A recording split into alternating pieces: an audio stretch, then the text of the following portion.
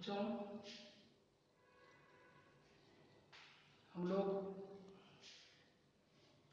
Chemistry में chemical reaction and equation chapter पढ़ रहे हैं और उस चैप्टर में हम लोग अभी तक ये पढ़ चुके हैं कि केमिकल रिएक्शन क्या चीज़ है, उसको कैसे डिफाइन करते हैं, उसके क्या क्या कैरेक्टरिस्टिक्स हैं जिनकी मदद से हम पकड़ सकें कि केमिकल रिएक्शन हो रहा है या नहीं हो रहा है। इनके अलावा फिर हम लोग आगे देखिए केमिकल इक्वेशन क्या चीज़ होता है, कैसे हम लोग किसी केमिकल इक्वेशन को बैलेंस करते हैं, उसके बाद उसको और ज़्यादा इंफॉर्मेटिव कैसे बनाया जाता है, किसी केमिकल इक्वेशन की क्या क्या लिमिटेशंस हैं, इनको ज़्यादा इंफॉर्मेटिव बनाने के लिए कुछ एक स्टेप्स जैसे उनके स्टेट को हम लोग जोड़ते थे, रिएजेंट को जोड़ते थे। तो इस तरह से हम लोग केमिकल रिएक्शन में केमिकल रिएक्शन और केमिकल इक्वेशन के बारे में लगभग चीज़ें पढ़ चुके हैं। अब जो एक इम्पोर्टेंट टॉपिक बचा हुआ है, इसमें छूटा रह गया था, आपके एग्जाम की वजह से कुछ दिन रोक दिया गया था, वो है आपका types of chemical reaction. Chemical reaction होते कितने प्रकार के, ठीक है। तो बेसिकली केमिकल रिएक्शंस बहुत सारे तरह के होते हैं, डिपेंड करता है कि आप किस रेफरेंस में देखना चाहते हैं। हीट के रेफरेंस में अगर देखेंगे तो इंडोथर्मिक एक्सोथर्मिक रिएक्शन होता है, आपको बताया जा चुका है। उसी तरह से अलग अलग रेफरेंस के रिस्पेक्ट में केमिकल रिएक्शन को बांटा गया है, लेकिन हम लोगों को यहाँ जो केमिकल रिएक्शन पढ़ना है वो बेसिकली 5 तरह के केमिकल रिएक्शंस के बारे में पढ़ना है।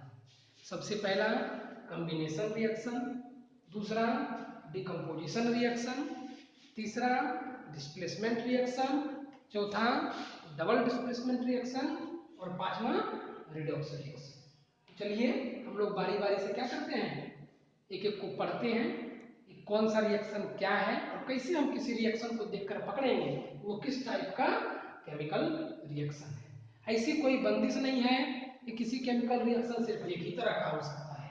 वो केमिकल रिएक्शन अगर हम चाहें, अगर हम उसके प्रॉपर्टी को देखें तो वो एक से ज्यादा कैटेगरी में भी जा सकता है, ठीक है।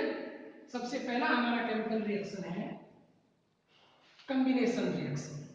समझिएगा, कॉम्बिनेशन ये वर्ड जो है कॉम्बिनेशन, ये कहां से आया हुआ है, कंबाइन वर्ड से। कंबाइन का मतलब होता है जुड़ना।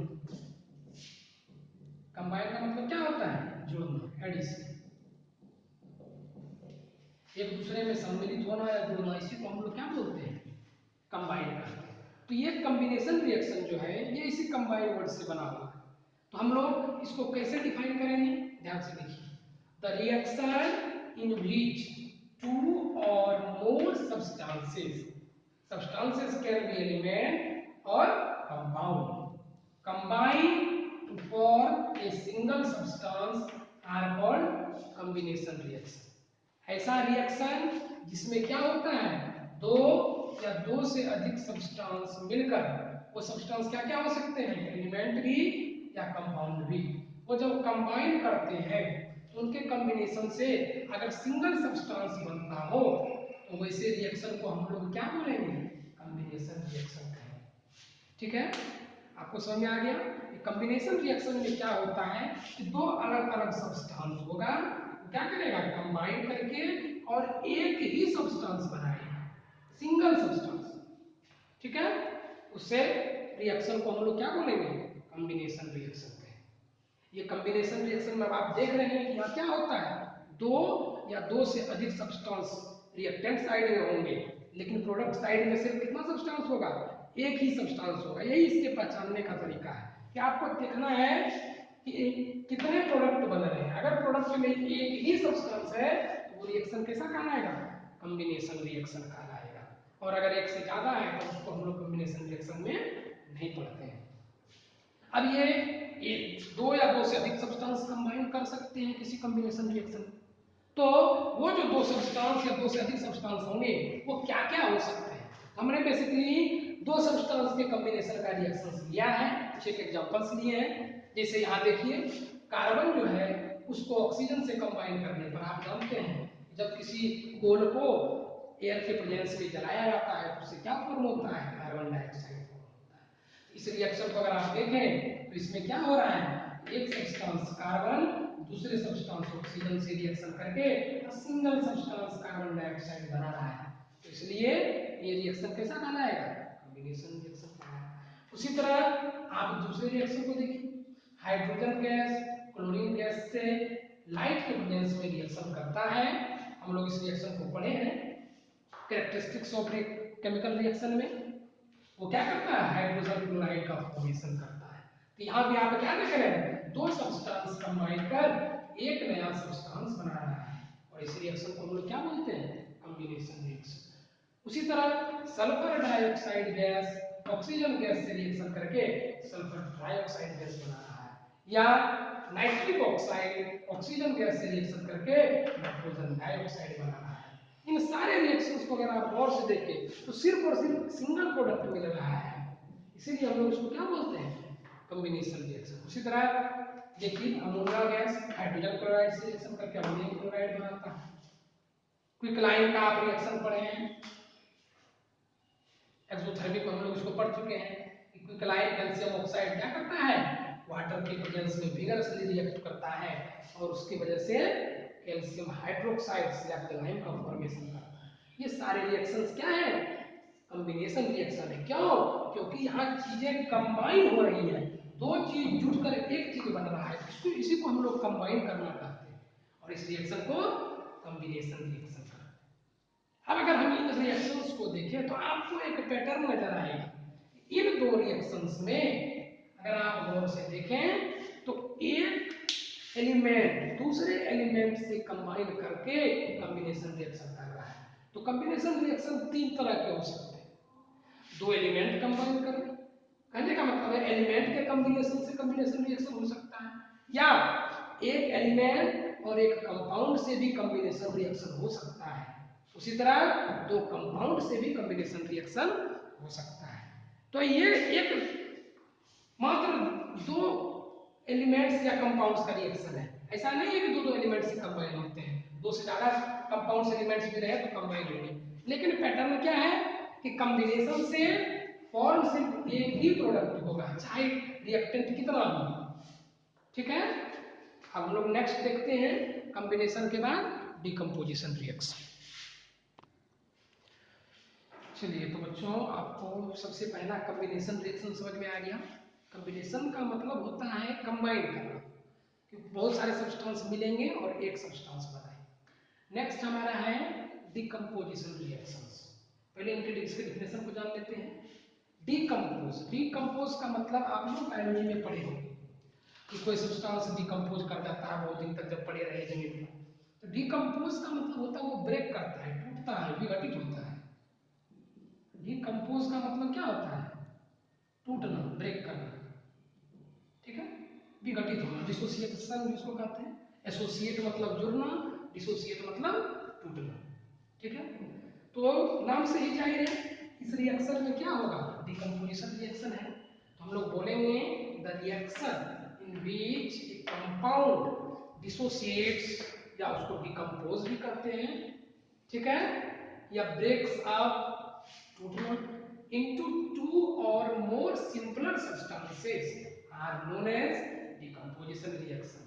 ऐसा रिएक्शन जिसमें कोई एक कंपाउंड टूटकर क्या होता है, दो या दो से अधिक छोटे छोटे सब्सटेंस में बदल जाता है, तो ऐसे रिएक्शन को हम लोग क्या बोलते हैं, डिकम्पोजिशन रिएक्शन। डिकम्पोजिशन का मतलब क्या होगा कि कोई एक सब्सटेंस टूटकर दो या दो से अधिक सब्सटेंस में बदलेगा। तो अगर आप पहले रिएक्शन को और दूसरे रिएक्शन को कंपेयर करें तो आप एक प्रॉपर्टी पाएंगे कि क्या होता है, कॉम्बिनेशन रिएक्शन में दो या दो से अधिक सब्सटेंस मिलकर एक हो जाता है, और डिकम्पोजिशन रिएक्शन में ये एक सब्सटेंस टूटकर क्या होता है, दो या दो से अधिक सब्सटेंस में बदल जाता है। कहने का मतलब कि ये जो डिकम्पोजिशन रिएक्शन है ये क्या है, सबसे पहले वाले कॉम्बिनेशन रिएक्शन का उल्टा है। इसीलिए ऐसा बोला जाता है कि decomposition reaction is the inverse of combination reaction. अब हम लोग समझते हैं कि जैसे कॉम्बिनेशन रिएक्शन सब्सटेंस पर निर्भर कर रहा था, तो डिकम्पोजिशन रिएक्शन में भी क्या होगा, सब्सटेंस पर निर्भर कर सकता है, दो सब्सटेंस बन सकते हैं, दोनों कंपाउंड भी हो सकता है, या एक एलिमेंट और एक कंपाउंड भी, या दो से अधिक भी बन सकता है। ठीक है, अब हमको जो बेसिकली इसमें पढ़ना है वो चीज है कि डिकम्पोजिशन रिएक्शन कितने तरीके से किया जा सकता है। किसी सब्सटेंस को अगर ब्रेक करना हो तो हम लोग क्या क्या कर सकते हैं, तो आप जानते हैं कि किसी सब्सटेंस को ब्रेक करने के लिए उसको एनर्जी चाहिए। किसी सब्सटेंस में एक्सेस एनर्जी होता है तभी वो क्या कर देता है, ब्रेक कर देता है। और आप एनर्जी किस तरीके से प्रोवाइड कर सकते हैं, या तो हीट एनर्जी के रूप में किसी को प्रोवाइड कर सकते हैं, या लाइट एनर्जी के रूप में प्रोवाइड कर सकते हैं, या इलेक्ट्रिकल एनर्जी के रूप में आप क्या कर सकते हैं, एनर्जी प्रोवाइड कर सकते हैं। तो मतलब है कि डिकम्पोजिशन रिएक्शन तीन तरीके से किया जा सकता है। हीट की मदद से, उसको हम लोग बोलते हैं थर्मल डिकम्पोजिशन रिएक्शन। लाइट की मदद से, उसको हम लोग बोलते हैं फोटोकेमिकल डिकम्पोजिशन रिएक्शन। फोटो का मतलब लाइट होता है, केमिकल मतलब रिएक्शन केमिस्ट्री, और डिकम्पोजिशन मतलब टूटना। इलेक्ट्रिसिटी की मदद से डिकम्पोजिशन, उसको आप लोग इलेक्ट्रिकल डिकम्पोजिशन या इलेक्ट्रोलाइटिक डिकम्पोजिशन भी बोलते हैं। इलेक्ट्रोलाइटिक जो है ये वर्ड आया है इलेक्ट्रोलिसिस से, जिसके बारे में हम लोग इसमें बारी बारी से पढ़ें। तो देखिए थर्मल डिकम्पोजिशन के कुछ एग्जांपल्स हैं, जैसे कैल्शियम कार्बोनेट को जब आप हीट कीजिएगा तो वो क्या होगा, कैल्शियम ऑक्साइड और कार्बन डाइऑक्साइड में टूट जाता है। उसी तरह लेड नाइट्रेट को हीट करने पर लेड ऑक्साइड, नाइट्रस ऑक्साइड और ऑक्सीजन, नाइट्रोजन डाइऑक्साइड और ऑक्सीजन गैस में कन्वर्ट होता है। ऐसे बहुत सारे एग्जांपल्स हैं जो आपको नोट्स में हम दे चुके हैं। सबके बाद का जो है लगभग 15-20 एग्जांपल्स आपको दिया गया है, आप अपने नोट्स को देखेंगे और उसको बस रिलेट करने की कोशिश करेंगे। फेरस सल्फेट का भी रिएक्शन होता है, फेरस सल्फेट हीट करने पर फेरिक ऑक्साइड में, सल्फर डाइऑक्साइड में और ऑक्सीजन गैस में कन्वर्ट हो जाता है। उसी तरह फोटोकेमिकल डिकम्पोजिशन का एग्जांपल क्या है, सिल्वर के जो भी क्लोराइड, ब्रोमाइड, आयोडाइड होते हैं वो क्या करते हैं, सनलाइट के प्रेजेंस में सिल्वर और क्लोरीन गैस में बदल जाते हैं। ये रिएक्शन हम लोग प्रेजेंस वाले में देख चुके हैं, कैरेक्टरिस्टिक में देख चुके हैं। आप जानते हैं ये सिल्वर क्लोराइड व्हाइट कलर का होता है, इसको अगर आप किसी चाइना डिश में लेकर और थोड़े देर के लिए धूप में छोड़ देंगे तो आप क्या देखेंगे कि थोड़ी देर के बाद उस व्हाइट कलर का जो है सब्सटेंस, उसका कलर चेंज हो जाता है और वो ग्रे कलर का बन जाता है। ऐसा क्यों होता है, क्योंकि वो सिल्वर क्लोराइड सनलाइट के प्रेजेंस में डिकम्पोजिशन रिएक्शन कर लेता है और क्लोरीन गैस उड़ जाती है, इवोपरेट हो जाती है, वोलेटाइल हो जाती है, और जो सिल्वर होता है वो क्या होता है, आपको उस चाइना डिश में बच जाता है, जिसका कलर ग्रे या सिल्वर कलर भी होता है। तीसरा है इलेक्ट्रोलाइटिक डिकम्पोजिशन। इसका बेस्ट एग्जांपल वाटर के बारे में हम लोग पढ़े हैं कि वाटर को से जब हाइड्रोजन और ऑक्सीजन गैस को अलग करना होता है हम लोग क्या करते हैं, इलेक्ट्रिसिटी की मदद से इसको अलग करते हैं। कैसे करते हैं इसको हम लोग देखते हैं। ठीक है, बहुत सारे एग्जांपल्स हैं, वाटर का डिसोसिएशन हो या सोडियम क्लोराइड का डिसोसिएशन हो, और भी जब हम लोग आगे metals and non metals chapter पढ़ेंगे तो बहुत सारे सब्सटेंस के प्यूरिफिकेशन में इस इलेक्ट्रोलाइसिस की जरूरत पड़ेगी। ठीक है, जरा सा छोटा सा टॉपिक है, इसको भी हम लोग देख लेते हैं कैसे इलेक्ट्रोलाइसिस किया जाता है। चलिए बच्चों हम लोग समझ लेते हैं जरा इलेक्ट्रोलाइसिस कैसे किया जाता है। ठीक है, बाकी दोनों के बारे में भी हम लोग पढ़ेंगे। चलिए इसमें क्या करते हैं हम लोग, एक कोई कंटेनर ले लेते हैं, इलेक्ट्रोलिसिस में आपको करना हो, प्लास्टिक का मग वगैरह भी आप यूज कर सकते हैं। अब उसमें क्या करेंगे, हम यहाँ छोटा सा ड्रिल कर देंगे, दो ड्रिल करना है, ठीक है, छेद कर देंगे और कार्बन का इसमें एक रड डाल देंगे। ग्रेफाइट रड आप जानते हैं कंडक्टर होता है, दो ग्रेफाइट का रड ले लेना है और इसको क्या करना है, इस तरीके से इसमें इंसर्ट कर देना है। ठीक है, अब हम लोग क्या करेंगे, इसमें आप वाटर को भर दीजिए। ठीक है, क्या करना है, वाटर भर देना, और वाटर में कुछ मात्रा में सल्फ्यूरिक एसिड भी आप लोग मिला दीजिए। ठीक है, कोई एसिड मिला सकते हैं या कोई भी आयनिक कंपाउंड मिला दें, ताकि क्या हो जाए, ये वाटर थोड़ा सा इलेक्ट्रिकल कंडक्टिविटी, आप जानते हैं जनरली वाटर डायरेक्ट क्या करेगा, इलेक्ट्रिसिटी को उतना ज्यादा कंडक्ट नहीं कर पाता है, तो अगर आयंस मिला दीजिएगा तो इलेक्ट्रिकल मोबिलिटी बढ़ जाएगी, इसमें आयंस का फॉर्मेशन होगा, चार्जेस। अब हम लोग क्या करेंगे, इन दोनों इलेक्ट्रोड्स को, ये जो आप कार्बन का बोरान लिए हुए हैं, इनको हम लोग क्या बोलते हैं, इलेक्ट्रोड्स कहते हैं। ठीक है, इन इलेक्ट्रोड्स को एक 6 वोल्ट या 12 वोल्ट जितना उतना हो, 6 वोल्ट के बैटरी से क्या कर दीजिए, वायर के थ्रू जोड़ दीजिए। पॉजिटिव टर्मिनल हो गया, ये नेगेटिव टर्मिनल हो गया।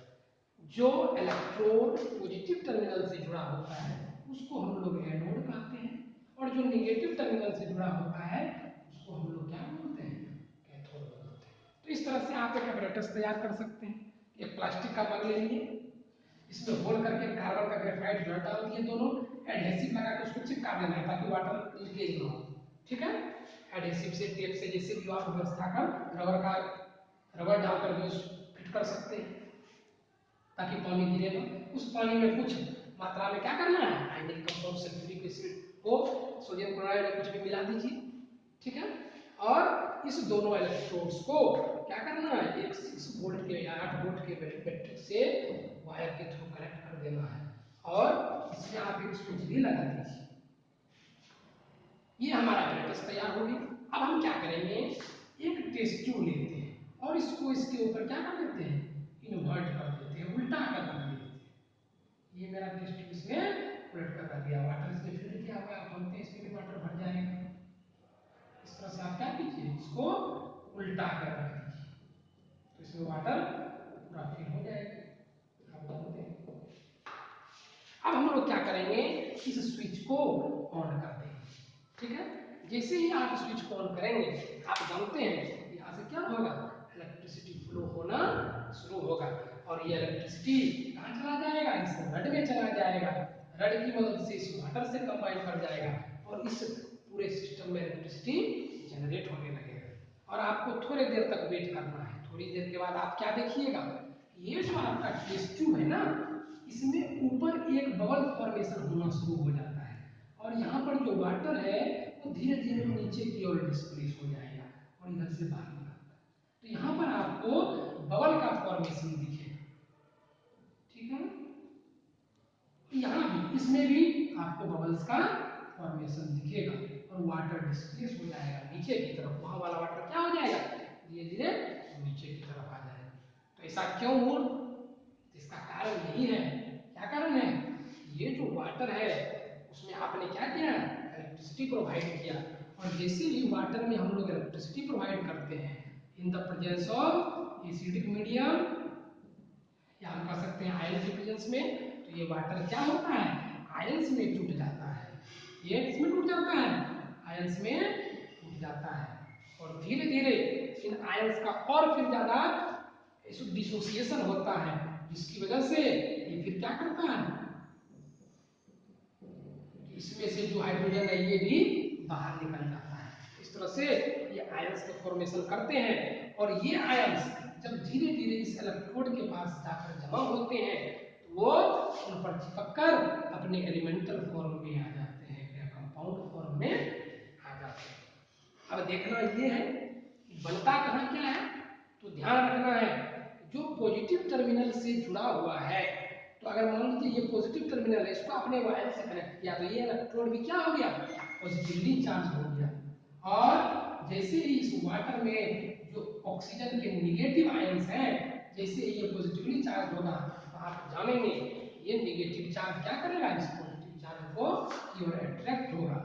ये निगेटिव चार्ज इधर जमा होने लगता है और ऑक्सीजन गैस का फॉर्मेशन कर देता है। तो हम कह सकते हैं एनोड पर किसका फॉर्मेशन होता है, ऑक्सीजन गैस। उसी तरह कैथोड पर अगर आप देखें ये निगेटिवली चार्ज है, तो इसके ऊपर क्या होगा, पॉजिटिवली चार्ज पार्टिकल का एसोसिएशन हो जाएगा, जमा हो जाएगा। ठीक है, और इस पर किसी का फॉर्मेशन होगा, हाइड्रोजन। तो इस तरह से आप इलेक्ट्रिसिटी की मदद से वाटर को क्या कर सकते हैं, हाइड्रोजन गैस और ऑक्सीजन गैस में ब्रेक कर सकते हैं। इस इलेक्ट्रोलिसिस का आपको आगे भी जरूरत पड़ेगा। ठीक है, वहां भी हम लोग पढ़ेंगे, लेकिन अभी डिस्क्राइब कर दिया गया है आप लोगों को। ठीक है, तो आपको इलेक्ट्रोलिसिस समझ में आ गया। क्या करना है, दो इलेक्ट्रोड लेना है, उसको बैटरी के दोनों पोल से जोड़ देना है। जिस कंटेनर में आप इस इलेक्ट्रोड को लिए उसमें वाटर भर दीजिए, कुछ मात्रा में एसिड मिला दीजिए, ठीक है।